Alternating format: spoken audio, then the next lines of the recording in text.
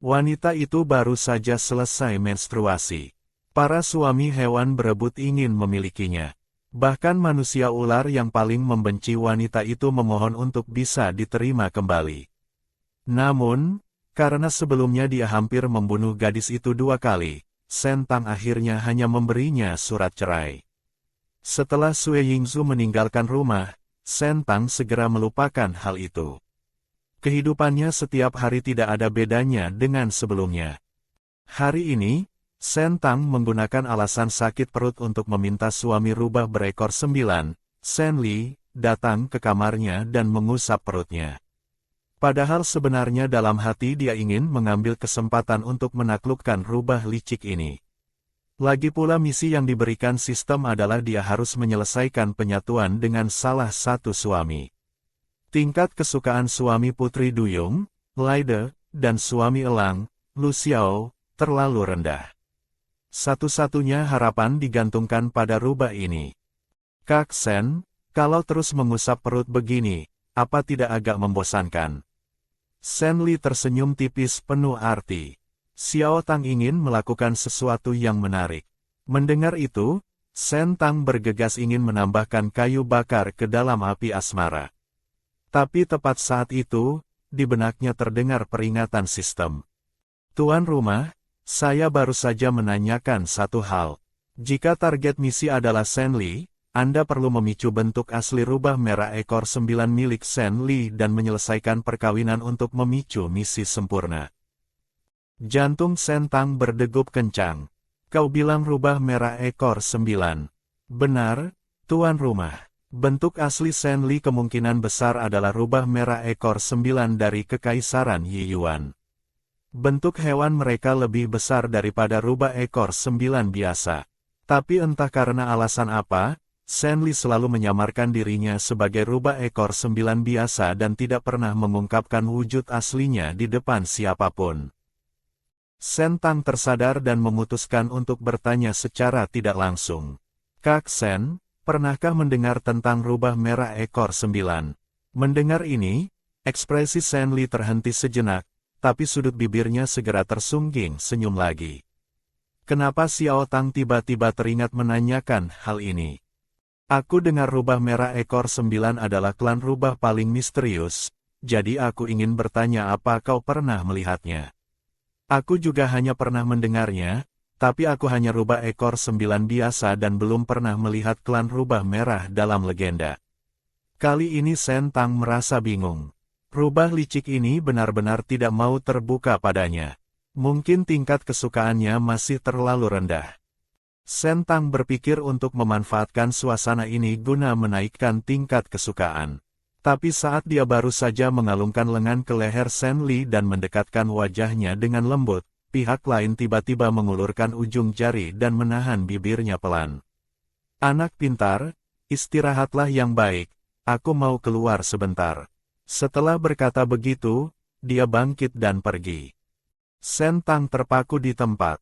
Dia pergi begitu saja. Mungkinkah perkataannya tadi menyinggung titik sensitifnya? Saat ini sistem kembali bersuara mengingatkan. Tuan rumah, jangan lupa Anda masih punya senjata rahasia yang belum digunakan. Wajah Shen Tang tampak heran. Senjata rahasia apa? Sistem tertawa licik. Itu adalah botol semprotan penurut. Selama tuan rumah menggunakan semprotan penurut pada Shen Li, dia akan patuh dan menuruti apapun yang Anda minta. Sudut mulut Shen Tang berkedut. Tapi kalau dipikir-pikir, jika rubah licik ini terus tidak mau menurut, botol semprotan itu boleh juga dicoba. Malam harinya, Shen Tang pergi mencari Shen Li lagi. Dia mengetuk pintu pelan. Kak Li, aku datang mencarimu untuk melakukan sesuatu. Ada apa Xiao Tang mencariku? Shen Li membuka pintu dan menatap Shen Tang sambil tersenyum. Shen Tang masuk ke kamar tidur, langsung mengunci pintu, dan terus terang menyatakan tujuannya. Namun yang membuatnya bingung, dia mendapati Shen Li jelas-jelas punya hasrat, tapi ditahan mati-matian. Tiba-tiba Shen Li merasa ada aroma aneh yang menyengat masuk ke hidungnya. Tak lama kemudian, tatapannya menjadi berkabut dan bingung. Shen Tang dengan cepat menyimpan semprotan itu. Melihat kondisinya, dia tahu ini berhasil. Dia buru-buru memberinya perintah. Kak Li, aku ingin melihat bentuk rubah merah ekor 9-mu. Hasilnya detik berikutnya, cahaya api memenuhi langit bagaikan burung merak yang memamerkan ekornya. Di belakang Shen Li muncul 9 ekor rubah yang mengembang seperti awan api, meledak keluar, jauh lebih panjang dan besar dari 9 ekor rubah sebelumnya. Hampir memenuhi setengah kamar tidur, membungkus seluruh tubuh Shen Tang dalam lautan bulu yang hangat. Hal selanjutnya terjadi begitu saja secara alami. Hingga keesokan paginya, setelah Shen Li bangun dan melihat kekacauan di lantai, pupil matanya menyusut tajam, sebersit penyesalan melintas di hatinya. Saat ini Shen Tang juga perlahan bangun. Dua makhluk itu saling bertatapan, suasananya agak canggung. Shen Li menuangkan secangkir air hangat dan menyerahkannya pada Shen Tang. Suaranya kembali lembut seperti biasa, tapi jika didengar teliti, ada sedikit kewaspadaan yang tersembunyi di dalamnya. Apakah Xiao Tang punya pertanyaan untukku? Shen Tang meliriknya sekilas. Bukankah kau bilang tidak pernah melihat rubah merah ekor 9? Toh Shen Li sudah tahu dia melihatnya semalam, rahasianya sudah terbongkar olehnya. Shen Tang justru penasaran apa yang akan dilakukan Shen Li padanya. Shen Li berkata sambil tersenyum menyipit, kalau aku bilang aku juga tidak tahu, apa kau percaya? Sudut bibir Shen Tang berkedut. Alasan semacam ini tentu saja tidak dia percaya, tapi dia tidak bertanya lebih lanjut, melainkan bangkit bersiap meninggalkan kamar. Tatapan Shen Li jatuh padanya dengan berat. Apa kau tidak ingin memperjelas masalah ini? Lalu apa kau akan mengatakan yang sebenarnya padaku? Mendengar itu, wajah Shen Li sedikit terpaku. Sesaat kemudian bibirnya menyunggingkan senyum memikat. Xiao Tang benar-benar sangat pintar. Di sudut yang tidak dilihat Shen Tang, ujung jari di belakang punggung Shen Li bergerak sedikit, diam-diam memadamkan sedikit api rubah itu. Namun baru saja Shen Tang membuka pintu kamar, suara sistem terdengar di benaknya. Ding, selamat tuan rumah telah menyelesaikan misi, memicu bentuk rubah merah ekor 9 Shen Li dan menyelesaikan penyatuan dengannya. Hadiah, 1 kali pembentukan ulang fitur wajah. Selain itu, selamat tuan rumah, tingkat kesukaan Shen Li telah menembus tahap suka. Hadiah, 1 butir pil pembentuk tubuh. Hati Shen Tang agak bingung. Apa bedanya pil pembentuk tubuh ini dengan pil pelangsing? Bentuk tubuh tuan rumah saat ini sudah tidak memerlukan pil pelangsing lagi. Jadi saya memberikan pil pembentuk tubuh, ini akan memperbaiki masalah postur dan kerangka Anda, membuat bentuk tubuh Anda lebih indah dan sehat. Mendengar itu, wajah Shen Tang tampak gembira. Ini benar-benar bonus yang menyempurnakan. Namun, baru saja Shen Tang keluar kamar, dia dikejutkan oleh pemandangan tragis di pintu. Dinding seluruh villa penuh dengan cakar seperti bekas cakaran hantu. Sistem menjelaskan dengan antusias bahwa kemarin Shen Li terlalu ganas sehingga membangunkan ketiga suami lainnya. Meskipun Lai De dan Lu Xiao sudah terbiasa dan lari berburu ke alam liar, Xiao Jing justru mengamuk karena cemburu dan hampir gila. Bekas di dinding itu adalah mahakaryanya. Detik berikutnya, Shen Tang berpapasan dengan Xiao Jing yang baru kembali dari luar. Wajahnya berubah pucat dan dia ingin lari, tapi sedetik kemudian dia ditarik paksa ke dalam pelukan. Xiao Jing mencengkeram dagunya, tersenyum tapi tidak tersenyum. Kau macan kecil gemuk, lari kenapa? Apa karena tahu kau sudah berbuat salah jadi takut? Shen Tang memelototinya dan berkata marah, siapa bilang aku berbuat salah? Betina bermesraan dengan suaminya sendiri bukannya sangat wajar. Xiao Jing mencubit pipinya dengan tangan besar, menggeretakkan gigi gerahamnya. Kau sengaja mau bikin aku mati penasaran ya? Saat itu Shen Li berjalan mendekat dan menengahi. Ah Jin, kau dan aku sama-sama suami Xiao Tang. Hal semacam ini sangat lumrah. Di masa depan tidak bisa selalu membuat rumah kacau balau hanya karena hal seperti ini. Kalau kau tidak tahan, kau juga boleh pergi. Sambil berkata begitu dia menatap Shen Tang dan tersenyum. Xiao Tang, fotokopi lagi surat perjanjian cerainya, siapa tahu sebentar lagi akan terpakai. Wajah Xiao Jing menjadi gelap. Berpikir aku akan pergi. Jangan harap, kau mati pun aku tidak akan pergi. Melihat kedua orang itu tegang, Shen Tang menghela napas dalam hati. Kucing dan anjing memang musuh bebuyutan. Dia mengelus perutnya yang lapar dan buru-buru menengahi. Aku lapar, ayo kita makan. Kedua hewan itu baru menghentikan konflik sementara. Namun arena pertarungan asmara belum berakhir. Saat makan, awalnya Shen Li dengan tersenyum mengupaskan udang dan menyuapkannya ke Shen Tang. Xiao Jing melihat itu dan tidak mau kalah. Dengan cepat dia mengupas semangkuk penuh udang dan menyodorkannya ke Shen Tang, berkata dengan dominan, makan punyaku. Shen Li meliriknya, ekor rubahnya yang lembut dan mengembang dengan ringan melingkari pinggang Shen Tang, menarik orang itu ke arahnya. Jangan makan punya dia habis berburu belum cuci tangan, kotor sekali. Dasar rubah mati, kalau mau berantem bilang saja. Selanjutnya Xiao Jing dan Shen Li diam-diam bersaing siapa yang mengupas udang lebih banyak. Sampai akhirnya terkupaslah semangkuk besar. Laide melihat adegan ini dan berkata dengan nada sinis, kalian berdua kesurupan apa? Makan saja tidak tenang, udangnya sudah dingin, bagaimana orang mau makan? Sambil bicara, Laide mengambil sepiring kepiting kukus yang tampak gemuk dari panci, membuka cangkangnya yang penuh dengan telur kepiting, dan memberikannya pada Shen Tang. Nadanya agak tidak alami. Kau makan ini saja, kudengar betina makan ini bagus untuk tubuh.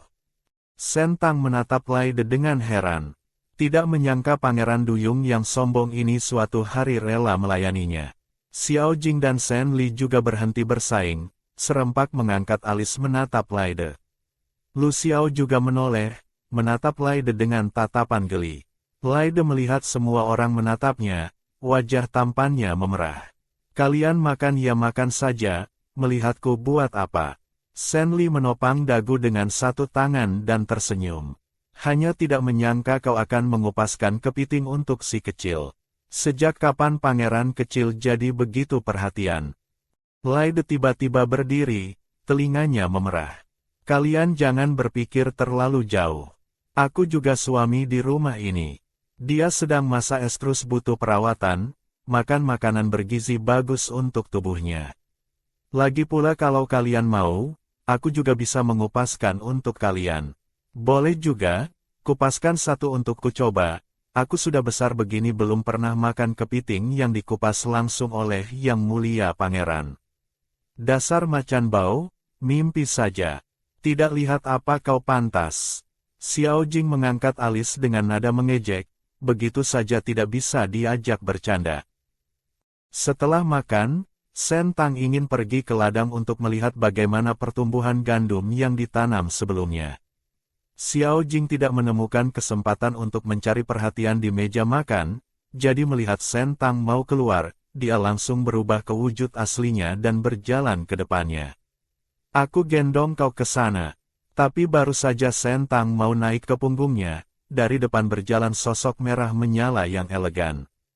Shen Li berubah ke wujud rubah, mata rubahnya yang sipit melengkung. Xiao Tang, bukankah kau pernah bilang bulu di tubuh macan tutul ini keras dan menusuk, diduduki sama sekali tidak nyaman? Lebih baik aku saja yang membawamu ke sana. Wajah macan tutul Xiao Jing makin gelap, menatap Shen Tang dengan tajam. Kau coba bilang sekali lagi kalau bulu di badanku tidak sebagus rubah bau ini, akan kubotaki bulu rubah bau ini. Xiao Tang, kau mau siapa yang membawamu? Shen Tang tidak menyangka keluar rumah saja bisa bertemu medan perang asmara. Ini bagaimana dia harus memilih.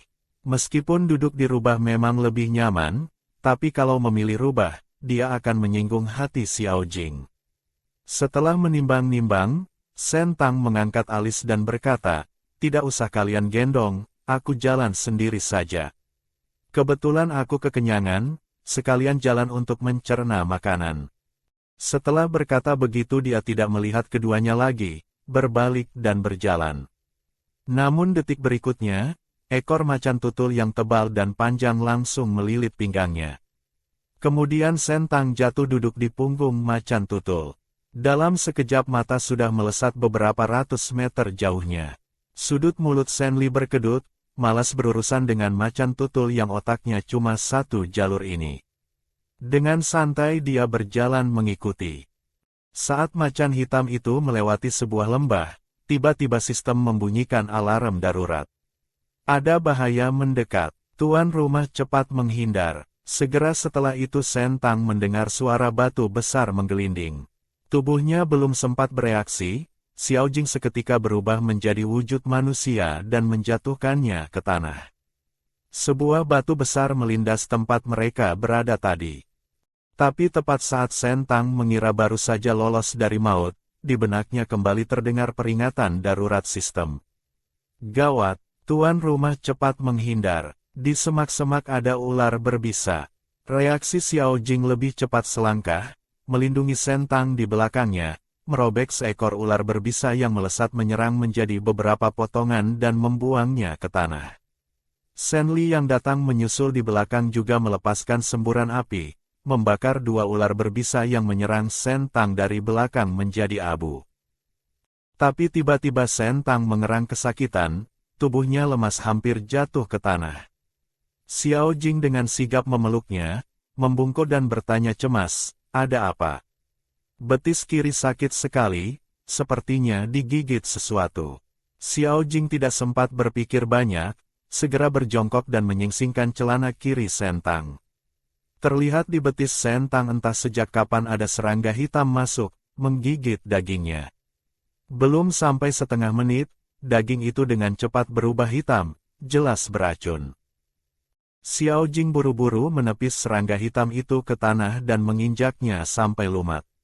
Di semak-semak masih banyak serangga beracun semacam itu. Wajah Senli berkerut, dengan semburan api rubah dia membakar semuanya menjadi abu. Xiao Jing segera menggendong Sentang duduk di batu samping, tangan besarnya memegang betis yang terluka, menunduk dan menggunakan mulutnya untuk menyedot semua darah beracun itu dan meludahkannya ke tanah.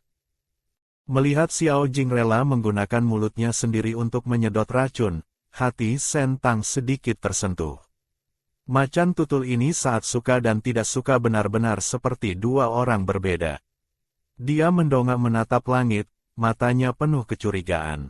Aneh, kenapa hari ini sial sekali? Senli menyipitkan mata, menurutku ini sepertinya bukan kecelakaan. Bahkan Xiao Jing juga melihat ada yang tidak beres. Kau belakangan ini sering pergi ke ladang untuk inspeksi. Jalan ini hampir menjadi jalan yang pasti kau lewati setiap hari.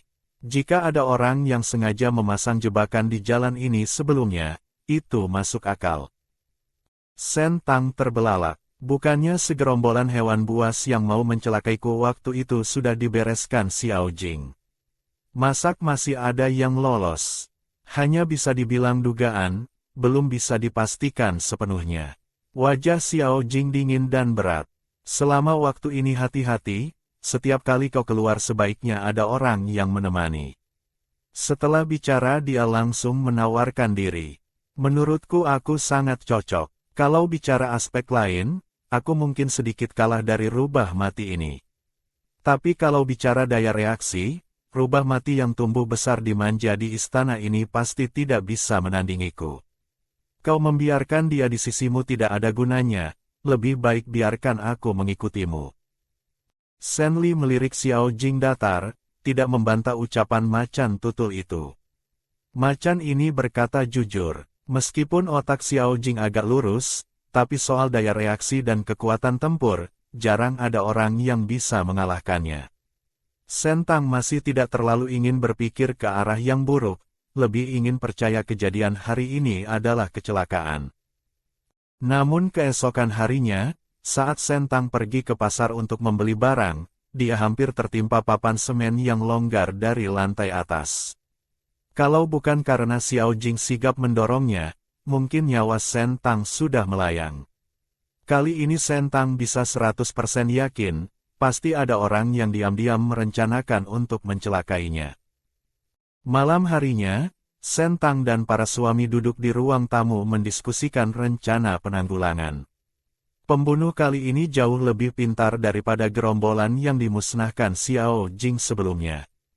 Mereka sama sekali tidak muncul secara langsung, melainkan memasang jebakan berlapis-lapis dalam gelap. Mereka bisa gagal berkali-kali, tapi asal berhasil sekali saja, mereka bisa menghabisi Sentang.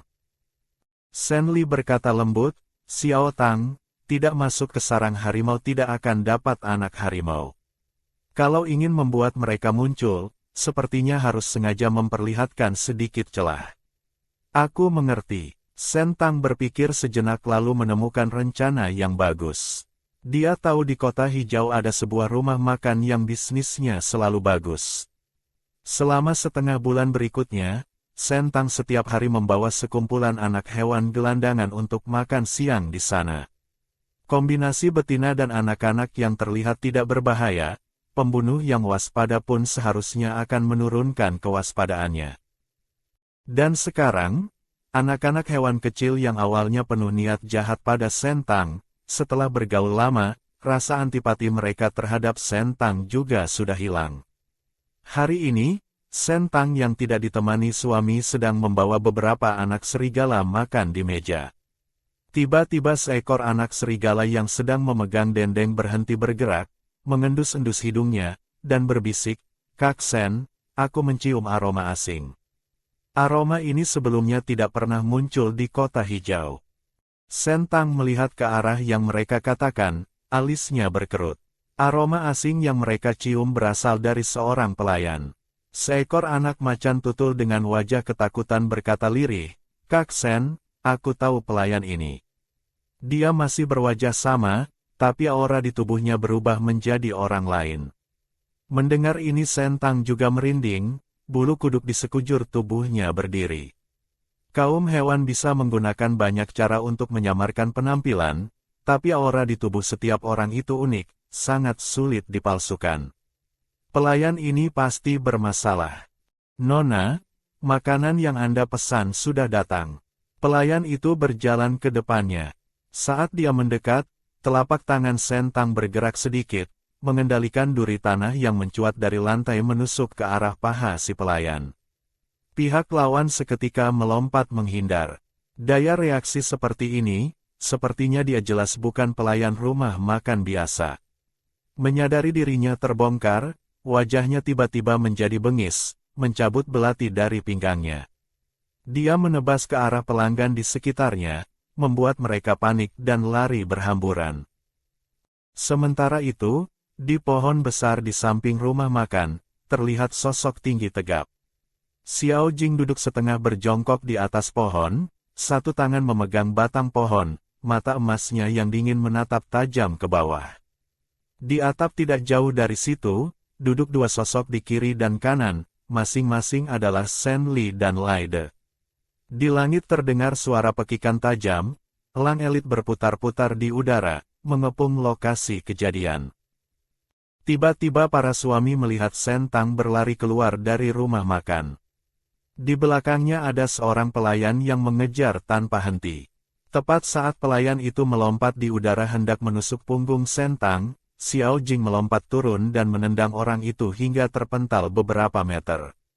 Dia bangkit dengan menyedihkan dari tanah, melihat Xiao Jing muncul wajahnya ketakutan, berbalik dan lari. Detik berikutnya, semburan api melintas di depan si hewan buas, 8 dinding api menghalangi jalan keluar. Disusul suara desingan angin, pisau angin tajam menusuk kedua kaki pelayan itu. Pelayan itu berlutut di tanah, wajahnya terdistorsi menahan sakit luar biasa, mengeluarkan sebuah bom dari dalam bajunya. Xiao Jing menerjang maju menendang bom itu dari tangan pelayan. Bom itu terlempar agak jauh, dan sedetik sebelum meledak, Laide membekukannya menjadi bongkahan es. Malam harinya, beberapa suami mengelilingi pelayan itu di dalam ruangan dan menginterogasinya bergantian. Tapi orang ini jelas sudah terlatih, bersikeras tidak mengatakan siapa yang mengirimnya. Melihat Sentang berjalan mendekat, tatapannya sudah penuh kebencian mematikan. Kalau mau menyalahkan, salahkan dirimu yang kembali. Kau seharusnya mati di jalan, mati di tanah tercemar. Wajah Sen Tang keruh. Membayangkan orang ini mungkin masih punya banyak komplotan yang mengincarnya dari kegelapan, dia merasa merinding. Sen Li merasakan ketidaktenangan Sen Tang, menariknya ke dalam pelukan, menunduk dan menenangkannya dengan lembut. Jangan takut, ada kami di sini, pasti tidak akan membiarkanmu celaka. Xiao Jing meninju wajah tawanan itu, suaranya sangat dingin. Berani melakukan hal semacam ini di bawah hidungku, benar-benar cari mati. Lu Xiao mengerutkan kening, harus cari cara mengorek informasi komplotan lain dari mulut orang ini. Kalau tidak, mereka terus bersembunyi di gelap, kita terlalu pasif. Saat itu Lai De tiba-tiba bersuara. Biar aku coba. Mendengar itu semua orang menatapnya kaget. Kami kaum duyung punya keahlian khusus, manipulasi mental. Bisa memeriksa ingatannya secara paksa. Sen Tang terkejut. Dia pernah membaca novel aslinya dan tahu keahlian khusus ini, tapi manipulasi mental akan menguras energi yang sangat besar. Lai De baru saja dewasa, kekuatannya belum terlalu kuat. Menggunakan keahlian ini akan memberikan beban tubuh yang cukup besar baginya. Tidak disangka dia berinisiatif menawarkannya. Sen Tang tersenyum tulus. Terima kasih ya, Lai De. Lai De melihat senyumnya, memalingkan wajah dengan agak canggung, berkata kaku. Sejak ikut denganmu, pangeran ini hidup penuh ketakutan setiap hari, tidak pernah tenang sehari pun. Aku seharusnya tidak menikah ke sini dulu. Sen Tang tersenyum tipis. Pangeran duyung ini luarnya dingin dalamnya hangat, ternyata tidak semenyebalkan itu. Lai De meminta Sen Tang dan yang lain keluar kamar dulu. Selama dia melakukan manipulasi mental harus hening. Si tawanan hewan begitu mendengar benar-benar akan dimanipulasi mental, wajahnya yang mengejek tiba-tiba panik. Dia berteriak dan memaki, berjuang sekuat tenaga. Tapi seiring mata biru Lai De memunculkan warna ungu kemerahan, perlawanan tawanan itu perlahan berhenti. Wajahnya kosong, matanya kehilangan cahaya, seolah jiwanya telah direnggut. Setengah jam kemudian, Lai De keluar dari kamar. Wajahnya yang tampan dan halus agak pucat. Sen Li bertanya, sudah ketemu? Lai De mengangguk, wajahnya makin keruh. Xiao Jing melihat Lai De diam saja, mendesak, cepat katakan, siapa sebenarnya yang mengirim pembunuh? Pembunuh-pembunuh ini adalah pasukan mati kerajaan, hanya patuh pada perintah kaisar. Kalimat ini membuat seluruh ruangan hening mati. Ekspresi para suami berbeda-beda, tatapan mereka dingin. Sen Tang tersadar dari keterkejutannya, wajahnya sangat rumit. Dia awalnya mengira pembunuh ini dikirim oleh keluarga bangsawan yang pernah disinggung pemilik tubuh asli. Tapi sama sekali tidak menyangka ternyata dikirim oleh istana kerajaan. Bagaimanapun juga, pemilik tubuh asli adalah putri yang dibesarkan di istana. Kaisar dan mereka hidup bersama bertahun-tahun, meski tidak ada hubungan darah, setidaknya ada ikatan emosional kan. Tapi sejak putri asli kembali, dia dibuang seperti sepatu usang. Meskipun setelah itu pemilik tubuh asli karena rasa iri yang ekstrim melakukan banyak kejahatan hingga berakhir dibenci semua orang dan anjing, tapi tidak disangka orang-orang ini benar-benar tidak mempedulikan kasih sayang masa lalu dan ingin dia mati. Beberapa hari berikutnya, para suami juga tidak tinggal diam. Setelah Lai De mendapatkan informasi markas pembunuh dari ingatan pelayan itu, mereka langsung menghancurkan sarang pembunuh itu sampai ke akar-akarnya. Sementara itu, jauh ribuan mil di rawa kabut asam, sesosok bayangan putih sedang duduk di tanah. Sue Yingzu juga tidak tahu kenapa dia datang ke sini. Betina itu mengurungnya di sisinya bertahun-tahun. Sejak punya ingatan, sebagian besar waktunya dia habiskan mengikuti wanita itu. Satu-satunya tugasnya adalah melindunginya. Setelah pergi, dia justru kehilangan tujuan dan bingung. Hari-hari ini dia bertarung hidup dan mati dengan spesies tercemar hari demi hari.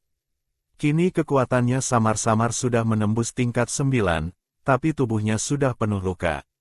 Di ruang penyimpanannya ada perlengkapan medis bawaan, tapi dia tidak berniat menyelamatkan dirinya sendiri. Kesadarannya perlahan kabur, pemandangan di depannya perlahan menjadi buram. Dia membatin, ternyata setelah mati dia tidak ada bedanya dengan hewan liar biasa. Akan menjadi bagian dari tanah atau menjadi makanan makhluk lain. Hidupnya yang membosankan ini juga sudah waktunya berakhir.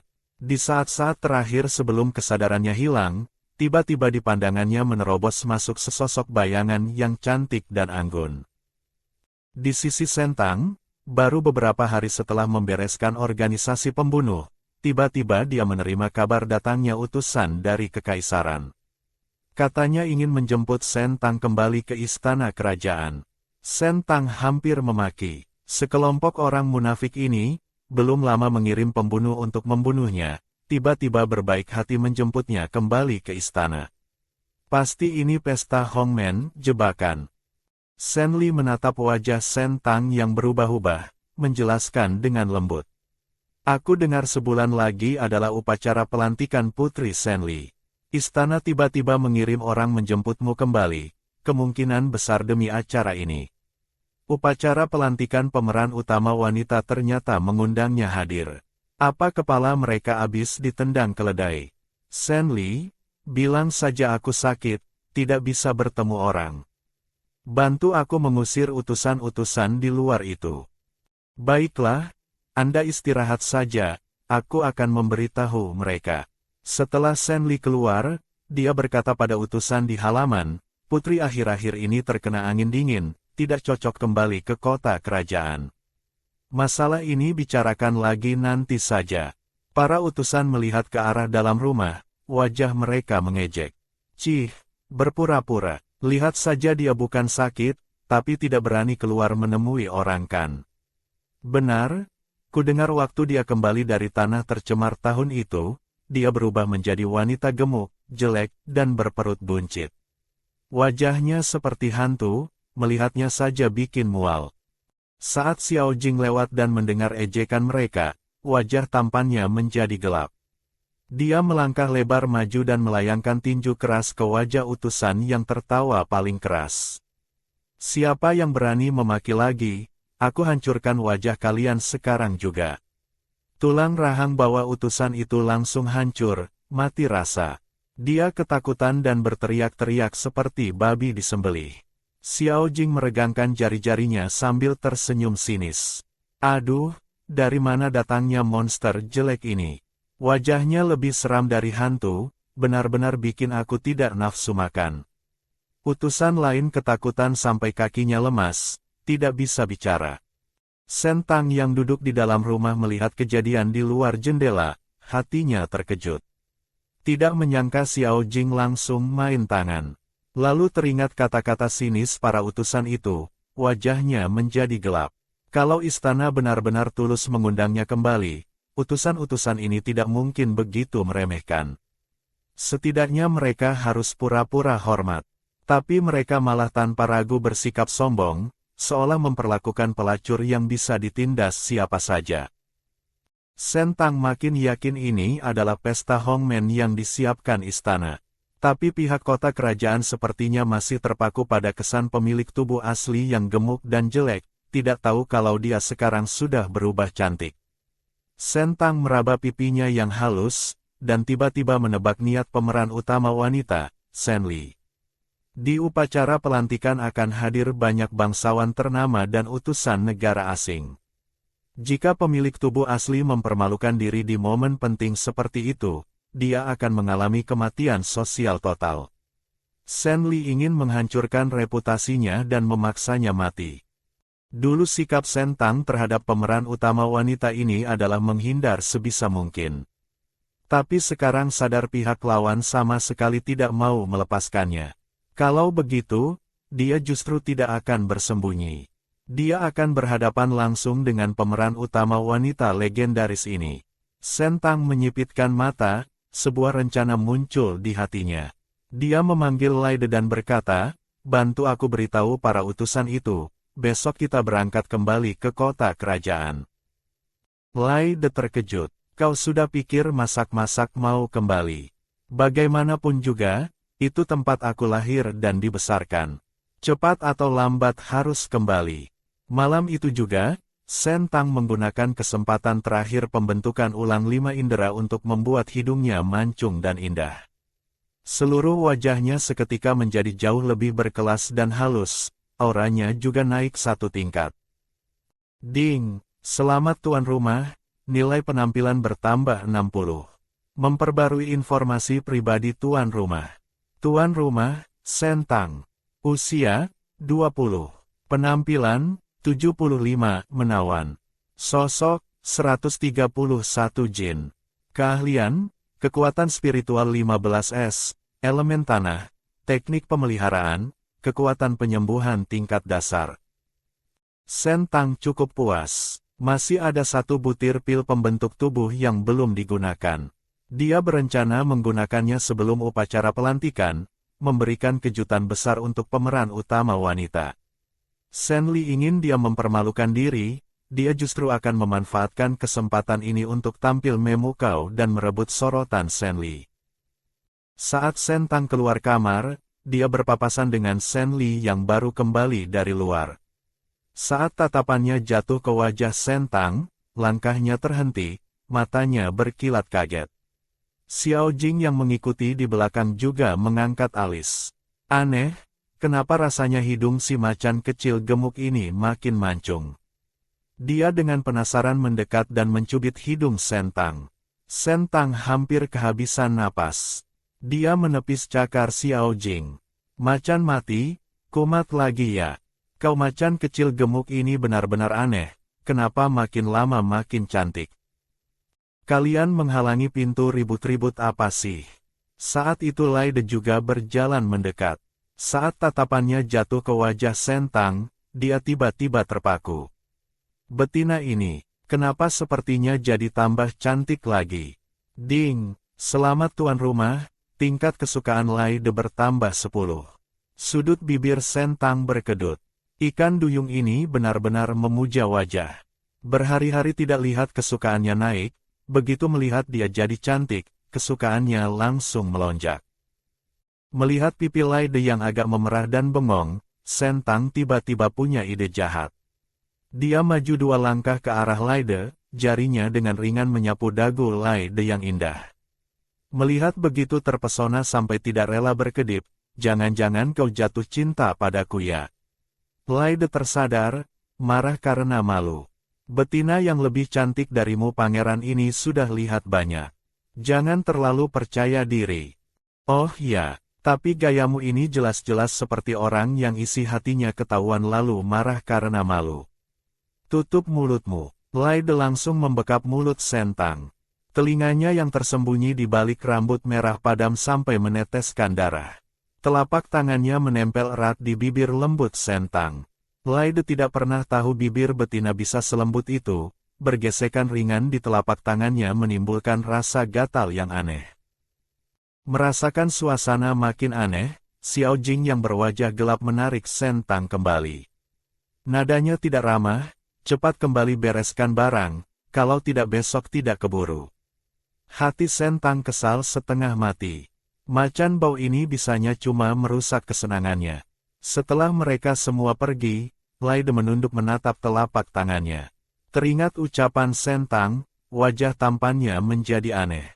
Sejak kecil betina yang dia lihat banyak sekali, mana mungkin dia tergerak oleh betina mesum itu. Sialan, pasti ini pengaruh masa estrus. Namun malam harinya saat Lai De tidur, dia bermimpi. Di mimpi itu dia dan Sen Tang seperti sepasang kekasih yang mesra, lengket seperti lem. Lai De tiba-tiba terbangun dari tidurnya dengan kaget. Setelah tenang, dia buru-buru menghibur diri. Cuma masa estrus, fenomena normal.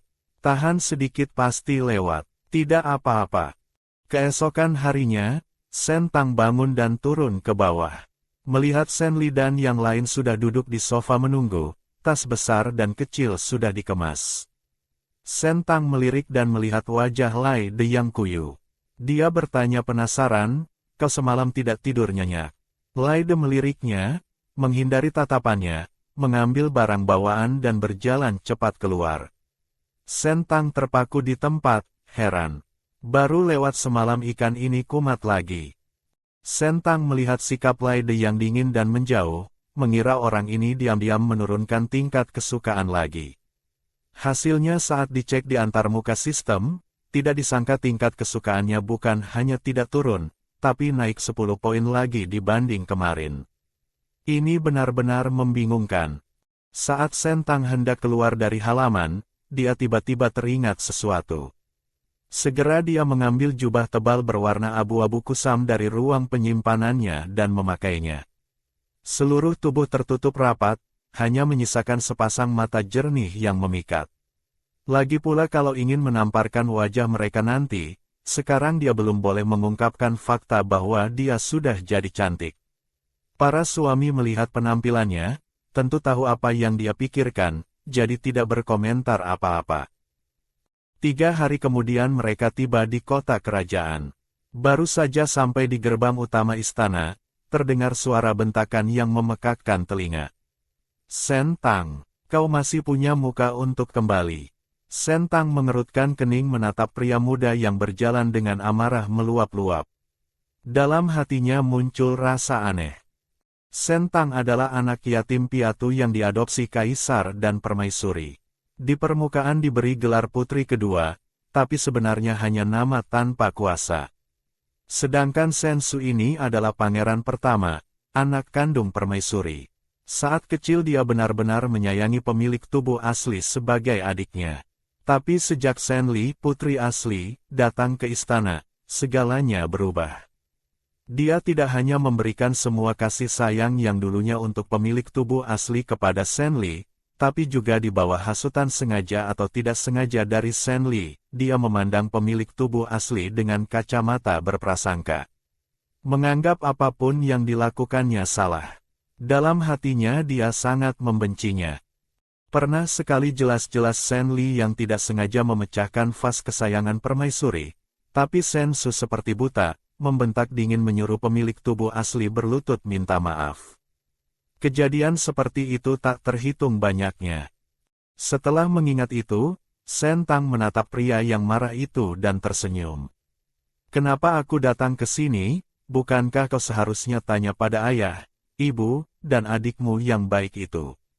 Aku menerima undangan istana makanya datang. Kalau tidak, aku juga malas kembali ke tempat bobrok ini. Wajah Sensu menegang, alisnya bertaut. Nada bicara macam apa itu pada kakakmu? Kalau tidak salah ingat, gelar putriku sudah lama dicabut. Kau dan aku tidak punya hubungan darah. Adik kandungmu bukannya bernama Senli. Sensu tercekat sampai tidak bisa berkata-kata. Dia tidak habis pikir bagaimana Sentang setelah kembali dari tanah tercemar bisa menjadi begitu tajam mulutnya. Sentang malas berdebat dengan Sensu, langsung to the point. Di mana yang mulia dan permaisuri? Kau masih punya muka mau bertemu ayah dan ibu. Lihat dirimu sekarang, keluar rumah saja harus membungkus diri seperti ini. Aku benar-benar tidak berani membayangkan kau sekarang sejelek apa. Ayah dan ibu juga sama sekali tidak ingin melihatmu. Sentang memaki dalam hati. Mulutnya bilang mengundang kembali ke istana, tapi orangnya bahkan tidak bisa ditemui. Sentang melewati Sensu hendak pergi, tapi tangannya dihalangi. Tunggu, aku belum selesai bicara. Pangeran Sen, kami sudah lelah perjalanan berhari-hari. Baru saja sampai bukankah seharusnya diatur tempat istirahat dulu? Kau menghalangi begini tidak pantas, kan? Senli tersenyum dan maju, menarik Sentang ke belakangnya. Suami lainnya juga maju selangkah menghalangi di depan Sentang.